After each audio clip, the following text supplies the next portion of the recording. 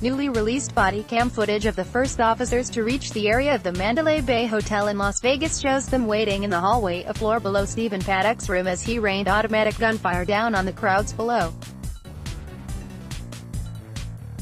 Rapid gunfire and radio chatter can be heard as 2 Las Vegas police officers and 3 hotel security managers hold back nervously, taking cover in the doorways of hotel rooms. The footage and accompanying officer reports form part of an investigation into exactly what happened on the night of America's deadliest mass shooting. Paddock, 64, killed 58 people and injured hundreds more when he opened fire from his hotel room on the 32nd floor of the Mandalay Bay on October 1, 2017. Most of his victims were attending the Route 91 Harvest Music Festival on Las Vegas Strip. Paddock's motive is not known. He shot himself at the scene and left no notes or indication of a motive for unleashing deadly carnage that night from his hotel room. Police found Paddock's body in a room full of rifles when they entered after the shooting stopped. Officer Cordell Hendricks of Las Vegas Metro Police Department led his group toward the shooter's location in the hotel while Paddock was still firing. When they heard the intense gunfire, Hendricks held the group back on the 31st floor. "I know I hesitated and remember being terrified with fear, and I think that I froze right there in the middle of the hall for how long I can't say," Hendricks wrote in his police report of the incident, which was filed in October 2017 and released publicly in May. The officer also wrote, "I regret not being clearer on the radio about the shooter's location on the 32nd floor, and I stumbled my words. I once again hesitated as the shots were still being fired from the 32nd floor, and I remember saying another prayer in my head for God to keep us safe." Hendricks wrote, "I did not know what to do next.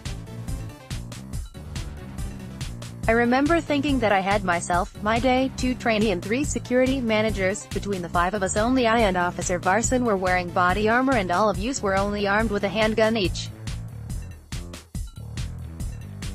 The shooting stopped and all I could think was to stop the shooter or shooters from becoming mobile and or escaping." Hendricks described his relief at the arrival of a sergeant who took over responsibility for managing the attack. Officer Elif Varson, the trainee officer, wrote in her report, "We heard rapid gunfire directly above us. Halfway up the 32nd floor in the stairwell, myself and 3 other security officers held back and posted up between 31st and 32nd, containing the area until SWAT arrived. The actions of every officer responding to events on that night in Las Vegas are under review by the city's police department." But in the early days after the shooting, Clark County Sheriff Joe Lombardo complained that the word incompetence had been used to describe the Las Vegas Police Department's response to the attack. "I am absolutely offended by that characterization," Lombardo said at a news conference on October 13. "We teach officers to respond directly to the act of killing. Every second that it continues to go on, more lives are at risk." J. Pete Blair, a criminal justice professor and director of the Advanced Law Enforcement Rapid Response Training Center at Texas State University, told the Associated Press after reviewing the body cam footage.